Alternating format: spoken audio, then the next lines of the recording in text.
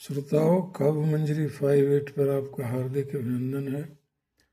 जैसा कि आप जानते हैं, इस पर मैं कविता सुनाता हूँ और मानस के मार्मिक प्रसंगों की चर्चा भी करता हूँ। उसके बाद कभी कभी अपने विचार भी रखता हूँ। कोई अगर राष्ट्रीय महत्व का मुद्दा है तो उस पर अपना निजी विचार रखता हूँ। बंगाल चुनाव, ऐसे तो 5 राज्यों में चुनाव हुए, लेकिन जो बंगाल का चुनाव था वह बड़ा विवादों के घेरे में आ गया है। ऐसे हार जीत तो लगी रहती है, वो कोई किसी पार्टी की कहीं ये नहीं है, किसी की कोई बपौती है कि वही रहेगी, या वो अलग बात है। तो आज मैं ममता के हारने के 5 कारण बताऊंगा और हराने के 5 साधन बताऊंगा कि कैसे हराया गया। जहाँ तक लोग कह रहे हैं कि वोट लूट लिया गया, लूट लिया गया, तो पहले ऐसा होता था कि वोट लूटा तो जाता था, लेकिन वो बूथ कैप्चर करके, वो बैलेट पेपर का ज़माना था, तो वो जो बूथ कैप्चरिंग करता था वो सभी बैलेट छाप देता था अपने ही पार्टी के उम्मीदवार के नाम पर। वैसे बूथ कैप्चर करके वोट लूटा जाता। जब से ईवीएम का ज़माना आया है तब से इसको दूसरे तरह से लूटा जाता है, क्योंकि वहाँ बूथ पर तो आप लूट नहीं सकते, क्योंकि इतने कैमरे लगे रहते हैं, मीडिया वाले रहते हैं, तो वहाँ तो कुछ करने में बनता नहीं है।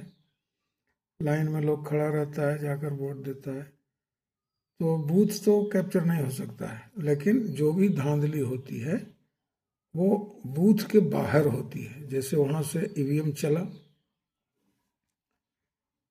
तो ऐसे थोड़े इतने बूथ हैं, कई बूथों से इकट्ठे ईवीएम एक जगह लाकर और उसे एक गाड़ी से ले जाया जाता है। तो जो सत्ताधारी दल होता है उसमें धांधली कर सकता है, कुछ ईवीएम बदल दे सकता है, कुछ ईवीएम दूसरी गाड़ी का इसमें रख दे सकता है। ये सब धांधली हो सकती है। उसके बाद दूसरी धांधली जो होती है वो काउंटिंग में होती है। 2020 में बिहार में देखा गया है कि कैसे आधी रात कर दिया गया। उसके बाद वो वही हुआ, काउंटिंग की धांधली जो होती है, जीतती हुई पार्टी को हरा दिया गया, हारती हुई पार्टी को जिता दिया गया। तो ये सब होता है। जहाँ तक बंगाल का यह प्रश्न है, तो सबसे पहला कारण जो है ममता के तरफ से हारने का, वह यही है, यह है कि ममता ये परसेप्शन दूर करने में नाकामयाब रही कि वो प्रो मुस्लिम राजनीति करती है। ये जो परसेप्शन बना, इसको वो रिफ्यूट करने में नाकामयाब रही, इसका खंडन नहीं कर सकी। पहला कारण। दूसरा कारण कि अगर बीजेपी पीडीपी के साथ कश्मीर में सरकार बना सकती है, तो तुम लेफ्ट के साथ क्यों नहीं बना सकती? इसमें क्या दिक्कत है? कांग्रेस ठीक है, ये सब राजनीति में चलते रहता है, लेफ्ट को हरा कर ही तो सत्ता में आई। लेकिन आज अगर उसी पार्टी के साथ समझौता करके, उसी पार्टी के साथ अलायंस बनाकर अगर चुनाव लड़ा जाता तो क्या दिक्कत थी? कुछ सीटें आप दे देती लेफ्ट को, कुछ सीटें कांग्रेस को, और कोई दिक्कत नहीं थी। वो सब भी आपके साथ लड़े होते तो आप मजबूत रहती। लेकिन आपका जो ये ईगो है, कांग्रेस से दूर रहना, इंडिया गठबंधन में नहीं आना, या इंडिया गठबंधन से कोई भी ये समझौता करना तो सशर्त समझौता करना, ये सब जो बातें हैं ना, ये सब नहीं चलता है राजनीति में। राजनीति में ना तो कोई परमानेंट है ना तो कोई टेम्पोररी है, ये बात समझना चाहिए। क्योंकि जनता हर 4 साल के बाद 5वें साल में फैसला सुनाती है। तो ये हर 5 वर्ष में फैसला जो आता है वो हमेशा किसी एक पार्टी के पक्ष में थोड़ा रहेगा, ऐसा नहीं होता। वो फैसले तो बदलते रहेंगे। जहाँ तक ये पैसा देकर वोट लेने का सवाल है, जहाँ तक चुनाव में ही, चुनाव के बीच में बिहार में पैसे महिलाओं को दिए गए, वोट लिया गया, तो इस तरह से जहाँ है कहीं जाति के नाम पर, कहीं धर्म के नाम पर जब वोटिंग होगा तो उसमें किसी एक पार्टी का तो वर्चस्व रहेगा नहीं, वो तो पार्टियां बदलती रहेंगी। आज देखिए तमिलनाडु में ना तो एडीएम के आया और ना तो डीएम के आया, एक अलग ही तीसरी पार्टी आ गई, एक वो फिल्मी दुनिया का सुपरस्टार आया और वो दंगल मार गया। तो ये सब होते रहेगा, ये सब कोई बड़ी बात नहीं है। तीसरा कारण ममता के हारने का हुआ कि वो समझ नहीं पाई। वो समझी कि जिस तरह से मुस्लिम महिला हमारे साथ रहते हैं उसी तरह से रहेंगे। अब हो सकता है मुस्लिम थे कि नहीं, लेकिन महिला तो नहीं थी। महिला अगर होती ममता के साथ तो ऐसी हार नहीं होती। ठीक है, वोट लूटा गया जरूर, लेकिन फिर भी इतनी शर्मनाक हार नहीं होती।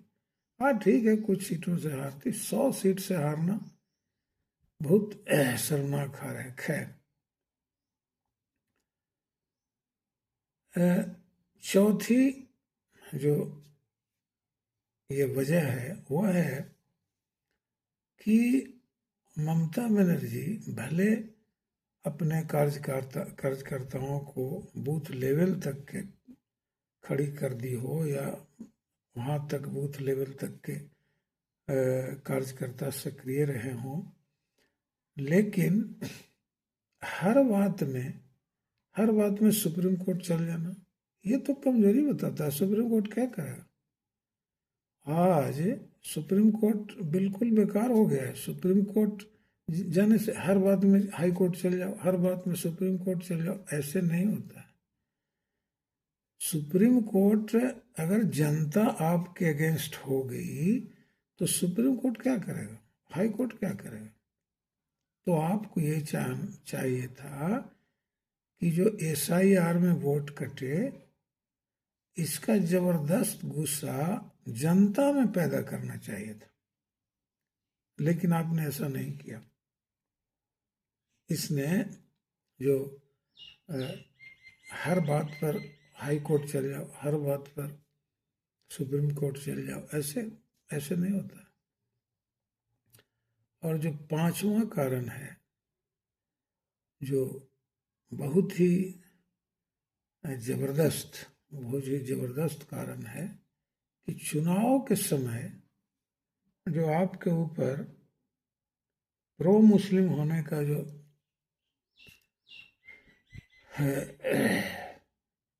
ये जो परसेप्शन जनता में बना, या उसको और आग में घी डालने का काम विपक्षी पार्टी करी, उसको आपने खंडित नहीं किया, बल्कि और उसमें वो क्या काबा मदीना ये सब गाना गाने लगे आप।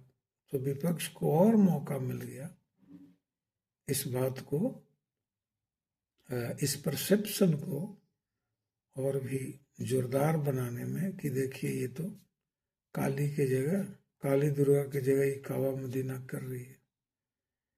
अब पता नहीं जो बंगाली कल्चर है, जो बंगाली अस्मिता है, उस पर इसका असर कितना हुआ तो भगवान जाने।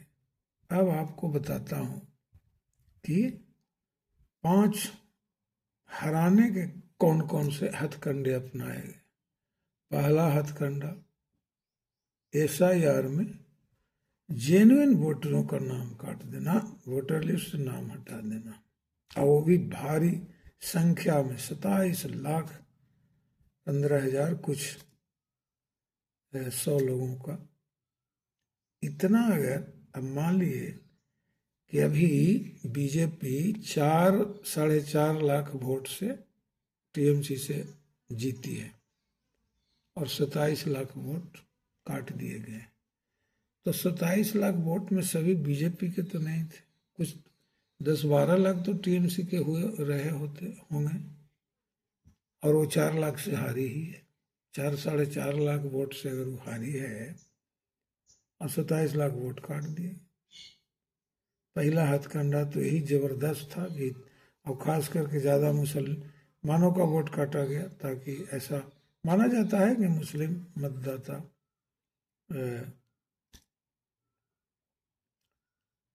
TMC को वोट करते हैं, तो ये हुआ।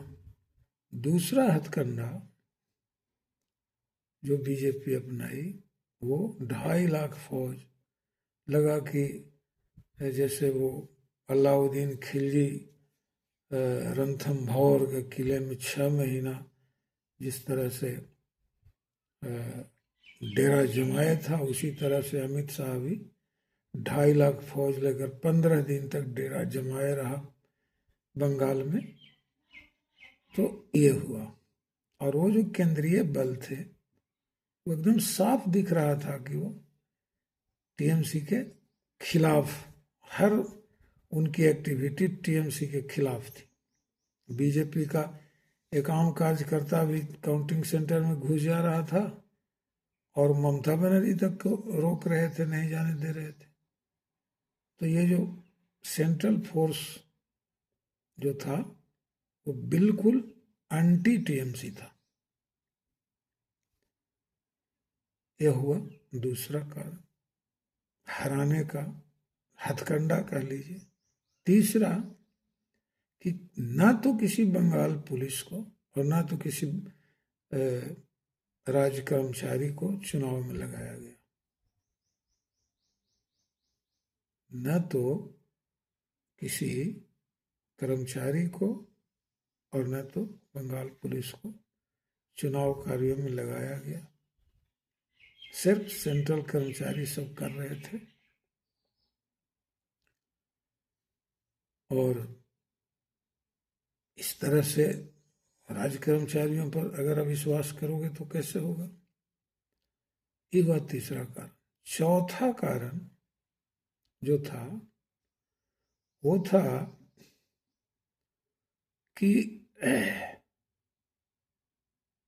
इन ये सेंट्रल फोर्स के चलते इस तरह का भय का माहौल पैदा किया गया कि TMC वाले डरे रहें और वो चाहे जितना नंगा नाच करे बीजेपी वो करे। और साथ ही साथ उसमें एक और जोड़ लीजिए कि जो काउंटिंग में जो एजेंट थे उनको ना तो खाना ले जाने दिया गया, ना तो पानी ले जाने दिया गया, यहाँ तक कि कलम कागज भी नहीं ले जाने दिया गया। पता नहीं अंदर दिया गया कि नहीं, अब कैसे वो नोट करते थे। वो चूंकि एक EVM में कितना किस पार्टी का वोट है उसको तो नोट करना पड़ेगा ना, तभी ना उसकी ये एडिशन की जाएगी, उसको ऐड कैसे किया जाएगा। तो इस तरह से मतलब चुनाव आयोग बिल्कुल सब कुछ वोट लूटने का सारा इंतजाम कर लिया था। और जो पांचवा और सबसे जबरदस्त जो कारण था वो था कि वोट की काउंटिंग धीमी करके उसको रात तक ले जाया गया। अब बताइए 6 बजे सुबह जो काउंटिंग एजेंट आया है 12 बजे रात, 1 बजे रात, 2 बजे रात तक बिना खाना पानी के कैसे रहेगा।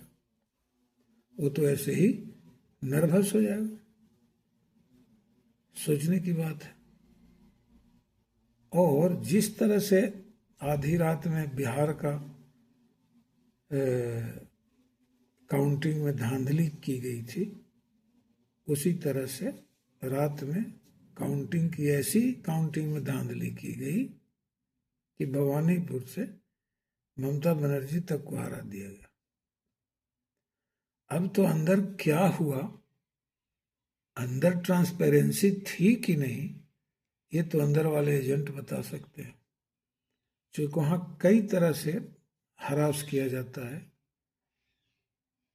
वहां की सिचुएशन ऐसी एम्बेरेसिंग होती है कि जो दूसरे दल के एजेंट होते हैं उनको कभी कभी बाहर खड़ा कर दिया जाता, रूम के बाहर। वहीं से हम यहाँ काउंट कर रहे हैं और वहीं से आप नोट करिए। अब बताइए, तुम जहाँ काउंट कर रहे हो उसको हम देखेंगे ना कि तुम बटन दबाए हो, तो बटन दबाने के बाद क्या आया, वो रियल नंबर क्या दिखाया मशीन, इसको हम देखेंगे ना, कि तुम जो कहो वही हम नोट कर लेंगे। हम पहले देखेंगे उस मशीन में कि नंबर जो दबाने के बाद जो एडेड सारे जो ये हुआ, उसमें कुछ नहीं रहता, एक बटन दबाइए और पूरा नंबर आ जाता है किस पार्टी को कितना। उसमें बहुत देर नहीं लगती है, मुश्किल से एक आध मिनट भी नहीं लगता है कि भी। उसमें रात करने की क्या जरूरत थी, वो तो 2-4 घंटे में क्लियर हो जाता है। एक बूथ में एक ईवीएम होता है और उसमें एक बटन दबाइए और सब आ जाता है। हजारों बूथ के जो ईवीएम होते हैं वो मुश्किल से 5-7-8 घंटे तक काफ़ी है। लेकिन हाँ, तो 12-14-20 घंटा तक भी क्लियर कुछ नहीं हुआ। तो ये जानबूझकर ऐसे किया गया, ये पांचवा कारण था, ये जानबूझकर ऐसे किया गया किसी पार्टी को हराने के लिए। लेकिन न तो चुनाव आयोग इस बात का ख्याल करता है कि ये रूस और चाइना नहीं है, ये हिंदुस्तान है। यहाँ लोकतंत्र की जड़ इतनी गहरी है कि कुछ भी कर लोगे लेकिन मालिक हमेशा जनता रहेगी। ऐसा नहीं है कि पुतिन चुनाव ही नहीं होने दे, शी जिनपिंग चुनाव ही नहीं होने दे, इस तरह से यहाँ नहीं कर सकते। यहाँ जो वोट लूटे हो ना, पूरे हिंदुस्तान में आग आग लग गई है। सब लोगों ने देखा है कि वोट कैसे लूटे हो। इस बात को हिंदुस्तान की जनता बर्दाश्त नहीं करेगी। क्या है, राज्य सरकार की न पुलिस रहेगी, न राज्य सरकार का कोई ये रहेगा, कर्मचारी रहेगा बाहर। राज्य का इलेक्शन हो रहा है और राज्य का कोई कर्मचारी न रहे, राज्य की कोई पुलिस न रहे, बाहर है। तमाशा, ये जो तमाशा किए हो ना, इसका ऐसा जनता ऐसा बदला लेगी कि 7 जन्म तक याद रखोगे। ऐसे होता है वोट और काउंटिंग। वोटिंग तो चलिए ठीक है, शांति से वोटिंग हो गई, वहां तक तो कोई ये दिक्कत नहीं है, शांति से वोटिंग हो गई। छिटपुट घटनाओं को छोड़कर वोटिंग बिल्कुल शांति से हुई। सब लोगों ने कहा कि हाँ बड़ा अच्छा हुआ, शांति से वोटिंग हुई। लेकिन उसके बाद की जो बातें हुई, जो काउंटिंग में जो धांधली हुई, वो धांधली ये हिंदुस्तान की जनता कभी बर्दाश्त नहीं करेगी। ये हिंदुस्तान की जनता है। न तो जिस समय बूथ लूटे जाते थे, कैप्चर किए जाते थे, उस समय भी किसी की सत्ता सदा नहीं रही। उस समय भी जनता उलटती रही। उस समय उधांधली ही थी और क्या थी। बूथ जब कैप्चर करके वोट लूटे जाते थे तो उनका भी सदा ना रहा है, सदा ना रहेगा जमाना किसी का, ऐसा नहीं होता। इस तरह से धांधली करके जो पार्टी जीतती है वो बहुत दिन चलती नहीं है। गृह युद्ध का बिल्कुल सिनारियो पैदा कर देना, ऐसे नहीं होता है, कभी ऐसे न तो आज तक पूरे, मैं भी कम से कम 50 साल से वोटिंग देख रहा हूँ। मैं 1977 के इलेक्शन से, जिस समय जनता पार्टी सरकार में आई थी, तब से चुनाव देख रहा हूँ। उस समय मैं कॉलेज में पढ़ता था, उस समय भी मैं वोटर था। तो आप समझ लीजिए कि 50 साल का अनुभव हमको है। 50 साल का कैसे वोट, सब सारा दौर मैंने देखा, और कैसे जनता पार्टी आई, फिर चली भी गई, फिर कांग्रेस आ गई, सारा कुछ मैंने देखा।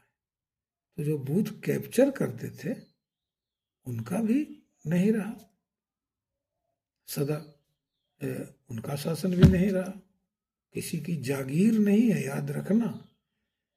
ये हिंदुस्तान जनता की जागीर है, किसी बाप की जागीर नहीं है कि तुम वोट लूट लोगे।